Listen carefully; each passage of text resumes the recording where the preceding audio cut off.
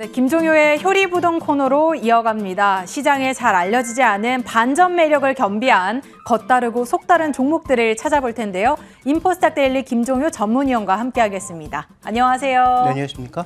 네, 항상 좋은 종목들 뭐라고 하지? 우리가 잘 몰랐던 그런 내용들을 쏙쏙 빼서 알려주셨는데 오늘 또 어떤 종목인지 궁금하네요. 어떤 기업인지 스토리부터 한번 들어보겠습니다. 공개해 보겠습니다. 자, 보면 볼수록 시너지 기대주, 볼매라는 단어가 붙었습니다. 뭐 종목 공개 앞서서 살짝 어떤 내용인지 약간 맛보기로 들려주실 수 있을까요? 우리가 주식시장에 투자할 때 최근에 시장이 뭐 그렇게 좋진 않았지만 작년장을 생각하면서 그리고 올해 또 가장 강했던 뭐 ESG 관련주라든지 뭐 수소 관련주, 2차전지 이런 종목을 생각하면서 주식시장에 대한 기대 수익률을 굉장히 높이잖아요. 아마 뭐 진행자께서도 주식 투자한다면 뭐 한 달에 10% 뭐 이렇게 생각하시는 경우가 많지 않습니까? 그렇죠. 그런데 한 달에 10%면 따지고 보면 연 기준으로 보면 100%가 넘는 엄청난 수익률이고요. 이걸 만약에 복리로 적용한다면 말이 안 되는 수익률입니다. 실제로 나오기가 굉장히 어려운 수익률이라는 거죠. 갑자기 이런 얘기를 왜 드리냐면 우리가 주식 투자함에 있어서는 어쨌든 돈을 벌기 위한 것이고 그러면 확률을 높이고 장기적인 투자를 했을 때 성공할 수 있는 종목. 그렇다면 자기 스스로도 매력이 있어야 되지만 그룹사 혹은 관계사와 더 시너지를 낼 수 있는 그런 종목이라면 장기적으로 더 매력적이지 않을까 이렇게 보고 있기 때문에 오늘은 그런 종목 하나를 소개시켜 드리고자 합니다. 네, 그럼 바로 종목 공개해 볼까요? 자, 오늘 준비해 주신 종목 바로 SKD&D입니다. 본캐부터 한번 차근차근 풀어나가 볼게요. 어떤 기업인가요? 네, 뭐 아시는 것처럼 부동산 개발 회사입니다. 이렇게 서울 지역을 지나다니시다 보면 위에 이제 건물 위에 붙어 있는 그 네. 글자 중에 SKV1, 뭐 많이 SKV2, 봤죠. 네. 뭐 이런 글씨를 보신 적이 아마도 있을 겁니다. 자, 이렇게 SKV센터라고 하는 부동산 개발을 하는 대표 기업이고요.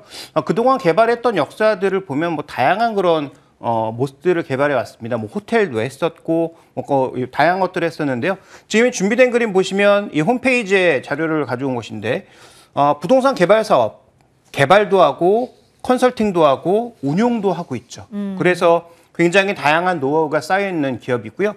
최근 들어서는 파이프라인을 넓혔다. 그래서 아마도 이제 보통 얘기할 때 신재생 에너지, ESS 같은 이런 신성장 산업으로 가지고 있기 때문에 이게 이제 성장 스토리가 아니냐라고 보시는 분들도 있겠지만 저는 그 부분도 맞는데 이게 그냥 이루어지는 것이 아니고 기업의 전체적인 맥락과 시너지가 날 것이기 때문에 좀 더 좋다라고 보고 있는 것이죠. 어쨌든 본캐는 다음 준비된 그림에서 보시는 것처럼 자, 호텔도 있고요.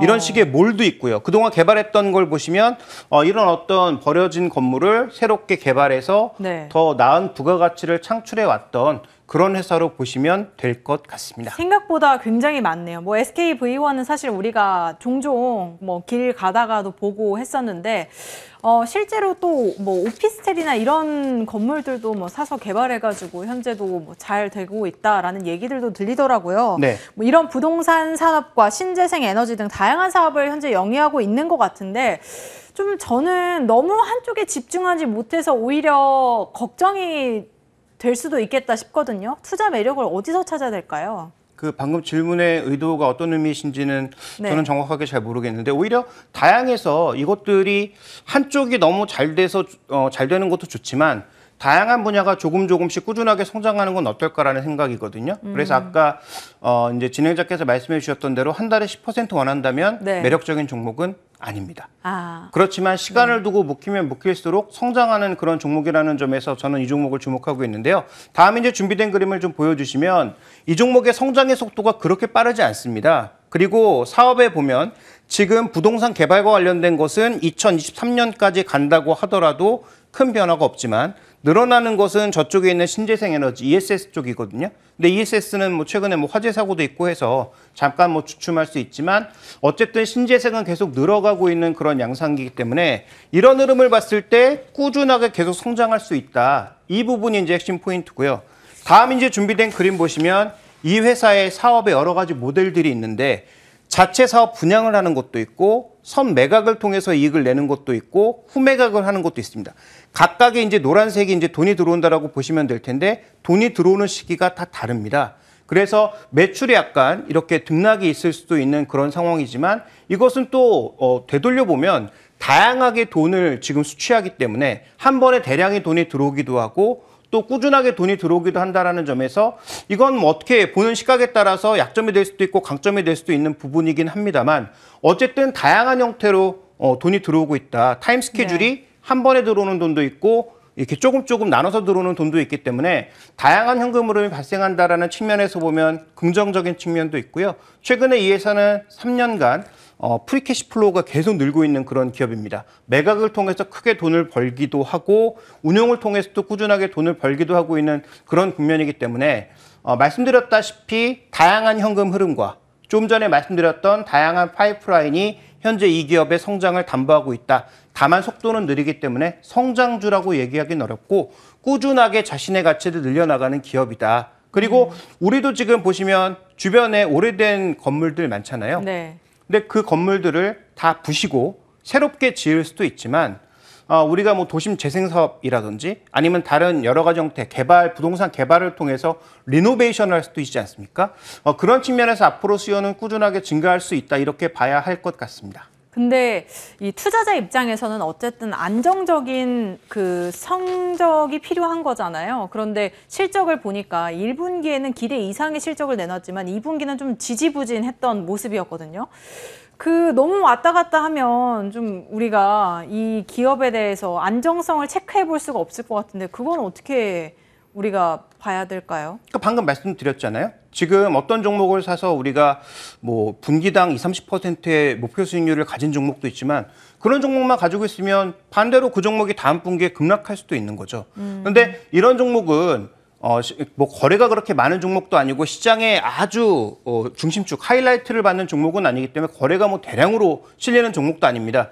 그럼에도 불구하고 어쨌든 연간 단위로 봤을 때 혹은 뭐 2-3년 단위로 쪼개 봤을 때 꾸준하게 성장한다면 그 성장의 열매가 결국은 우리에게 돌아올 수 있다는 점을 주목해 보실 필요가 있겠습니다. 네, 그럼 진짜로 이제 궁금한 부분 부캐를 한번 열어볼게요. 부캐의 매력이 SK 자산 유동화 최대 수혜주라고 설정을 해주셨는데 자산의 최대 수혜주다 어떤 내용인 건가요? 네, 일단 이 회사 자체 관계사와 지분을 투자한 종목군들만으로 우리가 범위를 좀 좁혀서 한번 먼저 생각을 해보고 그다음에 SK그룹의 최대 자산 유동화 수혜주라는 부분도 나눠서 생각해 보도록 하죠. 먼저 이번에 상장한 D&T 플랫폼 리츠라고 하는 기업이 있습니다. 이 회사가 투자하고 있는 관계 회사고요. 이 회사가 지금 초기에 갖고 있는 것은 저쪽에 있는 오피스가 주력이지만 뒤로 가면 갈수록 늘어나는 것은 물류센터입니다. 그래서 지금 미국 같은 경우 리츠 시장이 엄청나게 크고 물류센터에만 투자하는 그런 리츠들이 상당히 최근에 좋은 성과를 보여줬잖아요. 네. 그래서 다음 이제 준비된 그림 보시면 이 회사와 그러니까 지금 디벨로퍼인 이 회사와 그다음에 자산을 넓혀 나갈 리츠와 그다음에 지분을 투자한 파스토라고 하는 풀필먼트 기업 세 가지가 서로 일감을 주고받으면서 동반 성장할 수 있는 그 근간이 있다는 거죠. 네. 그러면 아까 우리가 봤던 사업 분야가 ESS, 신재생, 그다음에 오피스였잖아요. 여기에 뭐가 하나 더 추가되는 거죠? 풀필먼트와 관련된 물류센터가 추가되는 거거든요. 네. 그러니까 이 기업은 시간을 두고 계속 지켜보시면 매출이 어떤 식으로든 계속 증가할 수 있는 그런 단계가 놓여있다는 것이 핵심 포인트죠. 그래서 이 3사의 어떤 시너지를 우리가 가장 기본적으로 생각해 볼 수가 있고요. 그 다음 핵심 포인트, 다음 이제 준비된 그림 보시면 바로 이게 오늘 투자 핵심 포인트인데 조금 이따 상장할 SK 리츠입니다. 관계는 없는 회사예요. 직접적인 그룹사라는 것만 빼면 직접적인 관계는 없는 회사인데 여기에 지금 늘릴 자산이 뭐냐면 데이터 센터, 인프라, 그다음에 신에너지 물류센터, 주유소 이런 것들입니다. 그런데 SK 리츠가 지금 6%로 가장 큰 배당을 주고 분기 배당을 준다고 했는데요. 핵심 포인트가 뭐냐면 SK그룹이 그동안 갖고 있던 부동산을 전부 유동화한다는 것입니다. 왜 유동화하느냐? SK그룹이 앞으로 투자할 게 너무나 많거든요. 네. 인프라, 그다음에 신에너지 물류센터, 주유소를 전환하는 엄청난 돈이 필요하기 때문에 SK그룹은 최근에 계속 회사를 붙이고 쪼개고 팔고 하는 식의 유동화를 시도하고 있습니다. 그 유동화가 결국 뭘 위한 유동화냐? SK그룹이 수소그룹, 에너지그룹으로 거듭나기 위한 유동화라는 거죠. 그러면 기존에 있던 자산을 바꿀 수요가 엄청나게 발생할 수밖에 없고요. 그런 수요를 과연 누가 공사할 거냐? 그러면 뭐 SK D&D가 다 하진 않겠지만 그렇죠. 뭐 사업 영역에 따라서 다른 뭐 건설 회사가 할 수도 있고 그다음에 전문 회사가 와서 할 수도 있지만 이렇게 늘어나는 데이터 센터 인프라라든지 신에너지 물류센터라든지 주유소의 변환 과정에서 충분히 이 SK D&D가 기여할 수 있다는 거죠. 재밌는 건 지금 이게 그 세 번째 단계에 있어서의 자산을 10조 정도 보고 있는 거 아닙니까? 네. 그런데 지금 SK D&D가 갖고 있는 신재생 에너지 자산의 완공 연도가 전부 2025년 이후입니다. 그러면 이렇게 네. 새롭게 만드는 자산들이 전력을 굉장히 많이 쓸 거 아니에요. 그러면 그 전력들을 어디서 가져와야 되는데 그걸 어디서 가져올 거냐는 거죠. 그렇죠. 결국은 SK D&D나 다른 회사들이 만든 신재생 에너지에서 그 에너지를 가져올 가능성이 높다라는 점을 고려해 봤을 때 SK그룹의 자산 유동화와 그와 관련된 여러 가지 공사, 디벨로핑을 결국은 SK D&D가 일부 가져갈 수 있다는 점을 생각해 보면 이 회사는 말씀드렸다시피 점점 사업이 파이프라인이 하나씩 계단식으로 쌓이고 있다. 저는 이 부분을 주목하고 있는 것입니다. 다 계획이 있었던 거네요. 어쨌든 이렇게 리치 부분도 활용을 해가면서 신재생 에너지 사업과 함께 뭔가 엮어서 더욱더 사업을 확대시킬 수 있는 방안을 좀 모색하고 있는 것 같습니다. 근데 말씀해 주셨듯이 2025년쯤이라고 했잖아요. 네. 그러면 어쨌든 지금 시점에서부터 2025년까지 그 4년간은 우리가 뭐 성장을 꾸준히 이어갈 것으로 예상은 하지만 어쨌든 본격적인 그 성장이 나오는 그 시점 이후로 또 투자를 해야 되는 거 아닌가요? 그러니까 장기적으로 보고 투자를 해야 된다는 말씀이신 거죠? 배당 메리트도 있고요. 그러니까 배당 투자로서도 매력이 있고 그래서 이 종목을 우리가 주식 투자하면서 기본적인 목표 수익률이 있기 때문에 이걸 주력으로 갈 수는 없겠죠. 그런데 포트폴리오 다양화 측면에서 내 자산이 전부 맨날 빨간색, 파란색이 오가는 그런 네. 휘황찬란한 모습을 보이는 게 좋은 포트폴리오라고 전 생각하지 않거든요. 그래서 자산의 한 5에서 10% 정도는 뭔가 안정적인 자산이 필요하다. 그것이 뭐 현금일 수도 있고 그다음에 뭐 채권일 수도 있고 네. 채권형 주식일 수도 있죠. 그런 하나의 종목으로서 우리가 가져가는 것은 어떨까라고 제안 드리는 것이고요. 그러면 이 종목의 투자 전략을 어떻게 가져가는 것이 좋으냐? 네. 저는 이 종목의 PR 밴드가 보통 한 1.2배에서 2.2배 정도 사이에서 움직였습니다. 지금은 한 1.6배 정도 수준에 있고요. 저는 성장성을 고려한다면 PBR 2배 정도까지 생각해 볼 수 있는데 현재 이 종목의 PBR이 한 24,000원 정도 부근이기 때문에 단기 목표가는 48,000원이죠. 네. 근데 지금 현재 주가가 39,000원인데 48,000원이면 뭐하러 투자하지? 라고 생각하실 수도 있잖아요. 근데 아까 말씀드렸잖아요. 이 회사의 자산은 계속 성장합니다.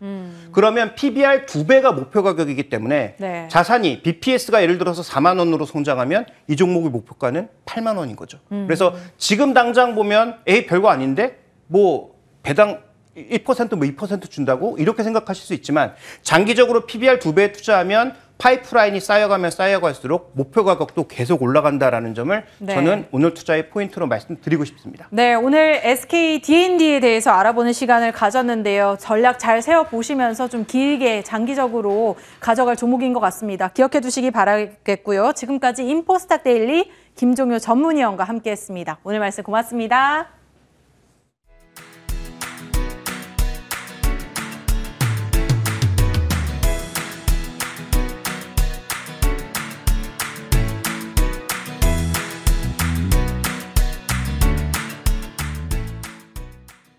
네, 외국인 순매도, 순매수 종목 상위 확정치가 나와서 잠깐 정리해 보도록 하겠습니다. 삼성전자 계속해서 매수가 나왔습니다. 삼성전자, 카카오, 포스코, 네이버 순으로 오늘 매수하면서 마감이 됐습니다. 삼성전자 3거래 연속 외국인 매수세 들어왔다는 점 특징이고요. 반면에 카카오뱅크, 삼성 SDI, LG화학 계속해서 대형 이 화학 섹터, 2차 전지주에 대한 매도 공세는 이어지고 있다는 점, 계속해서 그 흐름 자체는 이어지고 있다는 점 특징으로 잡을 수가 있겠고요. NC소프트에 대한 외국인의 매도 공세도 이어지고 있네요. 자, 오늘 장 그래도 힘들었지만 그래도 외국인 쪽에서의 매물이 줄어들면서 마감이 됐다는 점 특징으로 잡을 수가 있겠는데요. 내일은 오늘보다 더 좋은 수익 내길 기대하면서 저희 여기서 인사드리겠습니다. 시청해 주셔서 고맙습니다.